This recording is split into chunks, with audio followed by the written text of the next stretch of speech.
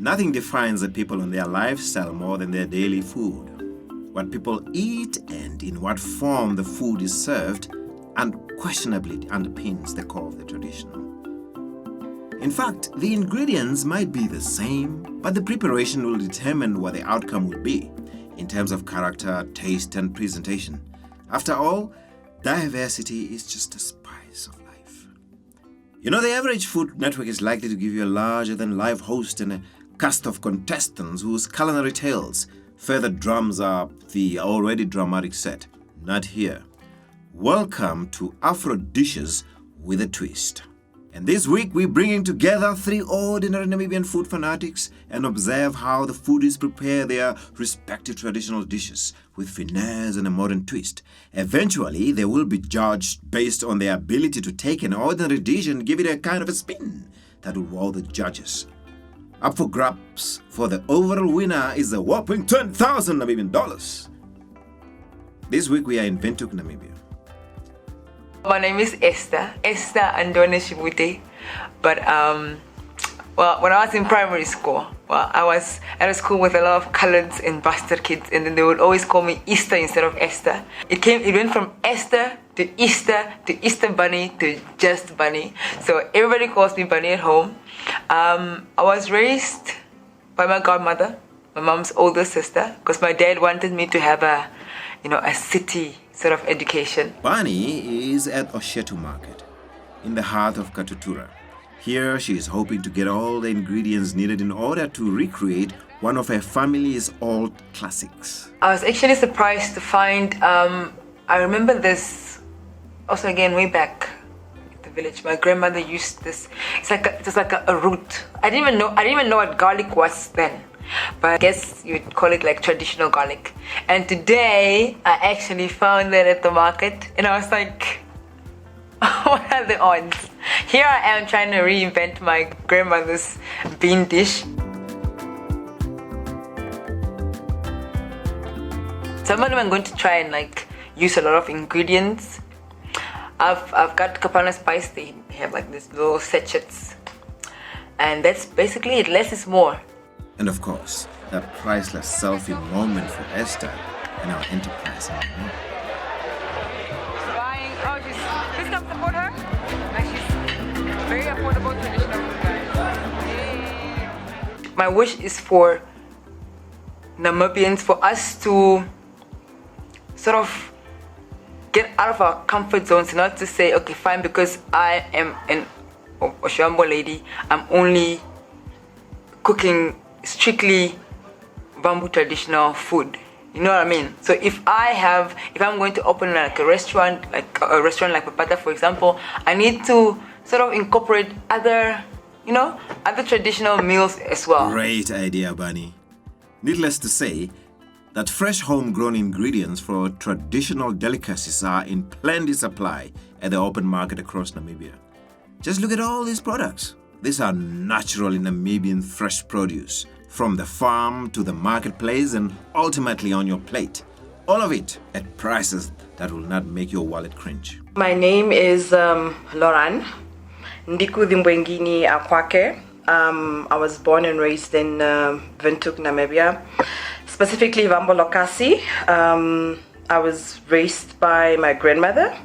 My mom was also part of it, but I spent most of my time with my grandmother, and she's basically the reason why I fell in love with the kitchen. At the age of 8, I was practically cooking for a number of 9 to 15 people. Cooking is a passion that I've turned into a business. I run a catering company, and I also do traveling and tours, which is basically a combination of everything.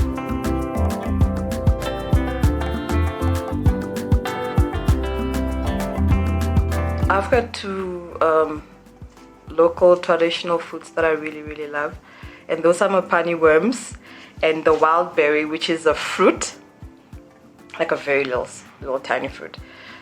So basically with mopani worms and the wild berry, I don't think I've had any recreation or had it differently apart from how it's been served all my life.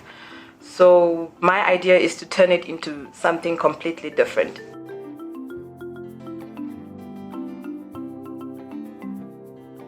And then we have CK, the only man in the pack. He's out to prove that where there is smoke, there is fire and ultimately some real good food. Yep, this guy believes that the kitchen is equally a common place for men, just as it is for women. We'll see about that. I'm originally from the coast. I've always been open to eating and tasting and cooking and experimenting with food, and that's always been my style of cook. Becky, hello. Hello, sir. How are you? Fine, thanks, and how are you? Fine, fine. What fish do you have for us on the menu? We have Zambezi shrimp. So Zambezi. Whenever I have time and the schedule allows it, I love being in the kitchen. I love creating things. I love cooking. Cooking, yes. When we fry it, But is there space on local menus for local traditional cuisine? From where we're coming 10 years ago and where we are right now, we made some great progress in developing our own traditional food. It's just that there's a lot of diversity out there that isn't being touched on. And I think that's a great thing about the show, is to get a bit more diversity there. And speaking of diversity, all our cooks today came to this battle with their individual set of skills, or maybe tricks up their sleeves. Food in general has like a way of taking us back to our past, and I decided to make a beans risotto. I remember growing up at the village, and my grandmother would make beans. My dessert is sort of this trial and error. I don't even know what I'm doing, but I am hoping it comes out great. But it's supposed to be a mealy malva pudding sort of thing. So I really hope this is, like I said, trial and error. I hope it comes out great and nobody gets food poisoning. Maize meal dessert? Well, that's something new, right? It's time to turn out the heat in this Afrodishes with a twist battle. I'm gonna start by making a soft porridge. I'm gonna add some butter and then some condensed milk. Things will not always go your way, and sometimes, even though something doesn't look perfect, on the outside, you know how they say beauty is inner beauty is what matters most. I guess in this case, I'm taking away the fact that sometimes how the food tastes is what matters most. And then disaster strikes, and it's all chaos in Barney's kitchen. Guys, this is actually really burning. Oh, look at that. Okay, but nothing magic buns can fix. Okay. Let me show you what marriage material looks like. Oh my god, mother will be so proud. If it doesn't work out and I know that, okay, I don't like the way it tastes, I don't serve it and I try to make something else because I don't want to disappoint people. Who would think that burned? Nobody. With the first part of the meal out of the way, Barney is slowly edging closer to the 10G. Oh, finally, our beans are ready. If I know that I will not be able to deliver or I'm not comfortable with a certain dish, then I don't take on those jobs. I'm going to add, like I said, my little root. Here we are, a dish of many colors, various palatable ingredients in one pot, nourishing nutrients galore. Some Namibians might refer to this delicacy as a poikikos. Barney, on the other hand, is adamant that this is a risotto. But is it? Stay tuned to find out.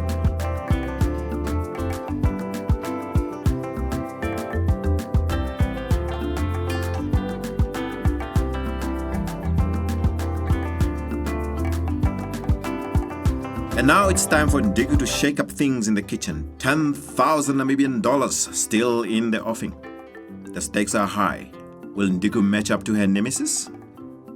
So we are back in the kitchen, and this is where we do the things. So earlier I did mention that I was using two very important ingredients that I actually also love to eat or snack on myself. So I'll be using embe, and the best part about embe is that you can actually find it in Spar now. It's actually like a whole product. So the shells, guys. It's got this whole nut in it, literally, that you can suck on the whole day. Suck on it all day. So I got my liquid, and then now I'm gonna have to separate the skin from the nut. nice and petite. Close it up. Mix it up. With the amber ice cream dessert well on the way to its glory, it's off to the main dish for Ndiku. So what I'm going to do with the mopani worms is that I'm going to smash it, and I'm going to turn it into a patty basically that you can have on a burger.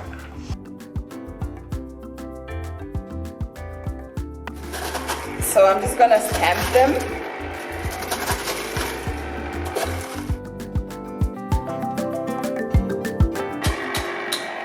Alright, so I've boiled potatoes earlier in the day.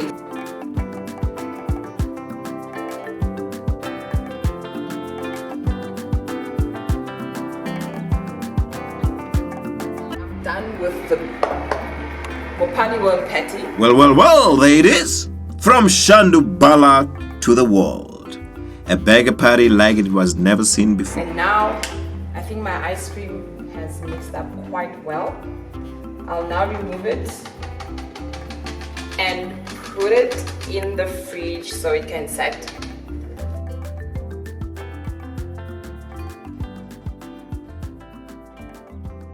Start by throwing one into the pan. And we don't really have to grill it for too long. And we are done. Guys, look at this. Our delicious mopani worm burger. A burger by all standard. Truly Namibian, African, and very traditional. On this plate, Africa meets the world. Next up is Valdez Bay born CK. And guess what? He's got a big fish to fry. Alright guys, you know how you can't fry fish without having some good bubbly on the side.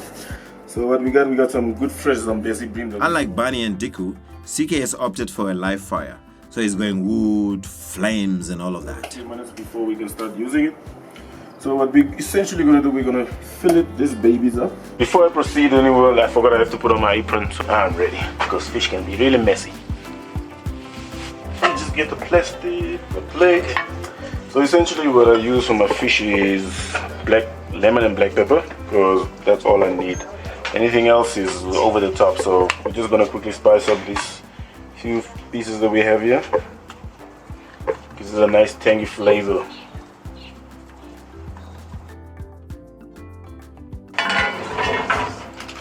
Normally get it small.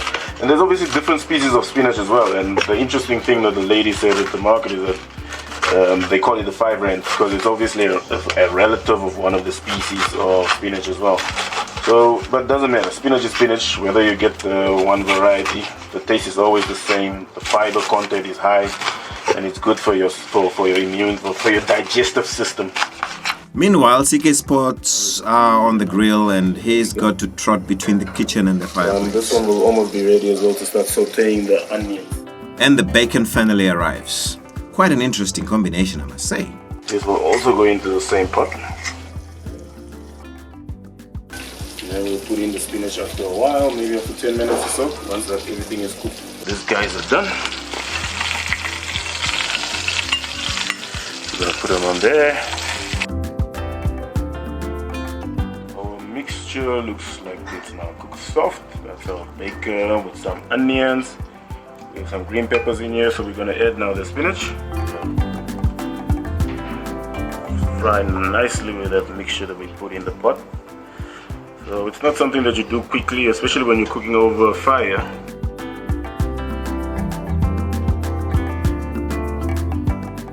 At this point, it is worth noting that none of our cooks today has undergone any formal training in the culinary field. They are naturals, the trial and error type of foodies, driven by passion and guided by their respective traditions and upbringings.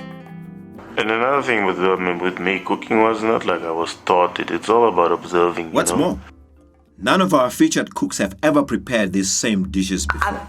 Actually never in my whole life created any of the dishes that I actually created or prepared with today. all the contestants having wrapped up their respective dishes, albeit with a little hustling. The moment of reckoning has arrived. It is now time for the judges to pronounce themselves on what's hot and what's not, and to take stock of all the hits versus the misses. The question is, who will scoop the top honors tonight. Will it be Ndiku with her protein-rich Mopani warm burger, Barney and her modernized bean stew, or will CK's urban version of the Zambezi Brim swim away with the accolade? On the judges panel, we've got our local businessman Tonata, Cuban Namibian culinary critic Philippine, Namibia's own traditional food specialist and founder of Pepata restaurant Njolo Kenny, and finally, our London-based African food specialist, John. It is a burger that I've actually created out of the Mopani worm. And the Mopani worm is a worm that is found in both the northern and the southern parts of Namibia. And so it's mainly focused on the patty. For me, food is like making love. If you can entice me to it, then you lose out. For you to be able to transform it in a beef patty, you need to make sure that it's quite hard and that you're able to stamp it so you can actually get it to the texture that it is right now. Crunchy. Yeah, very crunchy. Okay, can you try it? Yes, you may. Where does it originally come from? Almost all the areas of Southern Africa. And the name is originated from? I don't know. I would have preferred she was more open as to explaining the originality of the dish. Like somebody, from Namibia, they won't know what the hell is a Mopani worm, right? My issue as a West African with the Mopani worm has always been a little bit crunchy. I think the cheese and everything else just makes it softer. Mopani worms was great. That being converted to the burger. Even though we've added so many elements to make it the patty, the original flavor of the Mopani, you can actually still feel it in there. Thank you. The young generation will like it a lot. I'm not sure about the older generation. Maybe they might be like, burger. So it's like a 50-50. Maybe I have ever seen a Mopani worm burger. I think that would be a first. Mopani burger. I think that would be a seller. I've never heard of it. Never tried one before. It was the first time I had it. It was crunchy. It was tasteful. Because Mopani has got a lot of protein, so it might be a very favorite dish on the Namibian menu calendar. Yes. Yeah, locally people use it as a starter. For every meal, they will use it as a starter. They will eat it before a meal. So this is actually... I will always eat it as a burger. A bag full of mixed sentiments here from our judges. But overall, a good report. Next up, the man from the coast. And what you have in front of you is a rendition of a Zambezi bream fillet on a bed of spinach, stir-fried spinach, and some savory rice. So CK, what inspired this meal? Well, a lot of things. Time, pressure, and just simplicity as well. What are the ingredients in this meal? Zambezi bream, spinach, locally grown spinach, stir-fried with some bacon and some veggies, and then obviously the savory rice with some stir-fried veggies as well. I've had this Zambezi bream before, but the one that was presented today was also very healthy because it had less oil. It was prepared with less oil, but I like the fact that it had a lot of mixed veggies in its rice. The spinach, 5 years. Which 5 years with a mixture of the coffee spinach. So it's a combination. It's a combination. Wow.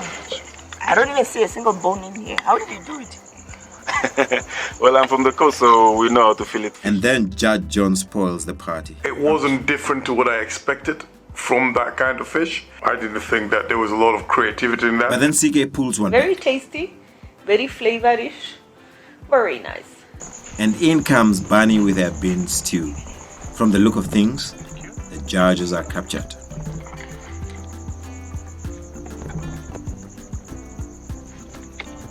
Originally, risotto is Italian rice dish. The beans-based meal from northern Namibia, the was also quite very traditional and very, very, very filling, very nutritious. We like the combination of all the different types of veggies that are used. And I grabbed watching my grandmother make or cook with it, and I fell in love with it. The taste of garlic, the traditional garlic, was like really exuberant.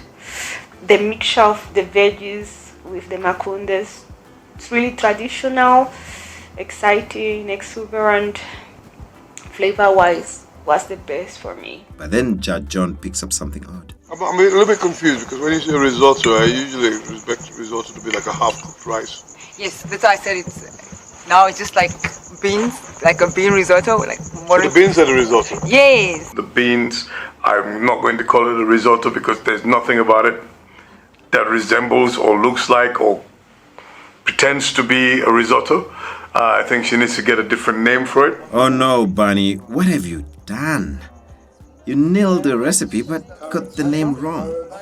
This can't be good. No, very wrong. And she looks worried. So I obviously have to now change my dish probably and not name it risotto. Maybe like bean a la king or bean banizing, something. I'm gonna try and think of another name for it. So the mixture of all the ingredients quite very, very rich as well. There was a lot more thought and personality in her food and a lot more emotion in her food, which I suspect possibly that's why it tasted, in my view, the best. I was really stressing about presentation. Like I am bad at presentation. Well, there's not a lot of ways you can present a stew and rice, right? Well, they say no decent meal is complete without a sweet course. And today's offerings are no exceptions. The makalani palm fruit, I just grated it on top. And it's got the modern twist is the berries and the condensed milk and the butter. Not surprisingly, the judges are struggling to figure out this one. Well, I guess this is a teachable moment for all of them. That's what we do here on Afrodishes with a twist.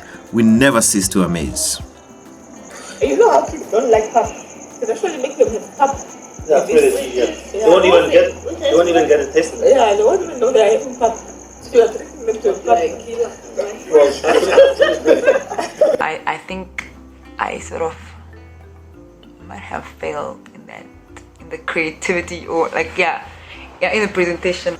Still on the dessert menu, it's for the judges to get a taste of what Ndiku has to offer. It was supposed to be ice cream, but because it didn't have enough time to set, I turned it into a fruit salad. And the main ingredient is embe, which is a wild berry, and it's also found in the northern parts of Namibia. How did you add it? Did you add it into the cream? The flavor of the embe? Well, I had to mix it up, obviously, with the process of creating homemade ice cream. And because we didn't have enough time to set, it turned out into cream. And luckily, when it comes to food, food it's a natural art, basically. So I was able to come up with something last minute. Okay, because embe has this hard kernel inside. How did you crush it? So I didn't crush it. What I did is I soaked it into water overnight, so the water is able to absorb the flavors from the wild berry. And then what I did was I sifted, and then I removed part of the skin to give it more taste. So this is actually a fruit salad, eh? Yeah. And this is embe. Normally it's supposed to be dry, but I soaked it. So you say embe is supposed to be the main ingredient in this? Yes. But why is it that you only have about a few embers? It's because most of it is in the cream. Oh, it's in the cream? Yeah. That's what she said, she soaked it. Wild berry itself is quite difficult to peel off, because normally the way you have it is you throw it into your mouth and then you have to suck it for like a couple of minutes just to get all the nutrients and the taste. So what I did is I soaked it, like I said, and then I tried to incorporate the taste in the cream. Okay. It's interesting, it really was. It really, really, really was. I'm just hoping that the judges really loved the dishes. And with that, Ndiku wraps up a culinary evening, while CK is still brooding over his dessert. My dessert, something that just came in like the last 5 minutes after I presented my main course. And after a long night, this might just be what the judges needed. You guys are almost done, so we need to get something to top off. There's something they usually say about the combination of good food and some good brew. Tonight, it's starting to ring true. I've taken that and I've made it into a chocolate infused ombike shot. All things considered, the judges are seemingly impressed. Basically, this is something that I came up with now when I left here, because I didn't have a dessert. I'm not really a dessert guy, so I quickly melted the chocolate, and I smoothed it out, and I added the ombike, and I just kept beating it, and then I added some of the cream on top as well. So I had to do something that was a bit closer to my heart, so I had to use what I had and what was available. Still can't get over the drink, the local drink. That's required taste. It's like drinking bad Guinness. You know, you either love it or you hate it. So I hated that one. I'm quite impressed with that talent that was displayed today. The talent that were on display today. Actually, taken back on how much we can do with the local traditional food. For me, it was overall very, very impressive. All the chefs were great. I thought they've obviously put a lot of thought in it. After today, you can actually see that we don't need to be shy about our traditional local food. It can actually be highly incorporated into the international market easily. It goes without saying that the contestants were faced with serious challenges in terms of limited time, ingredients, tools, and environment. Here are the judges' decisions.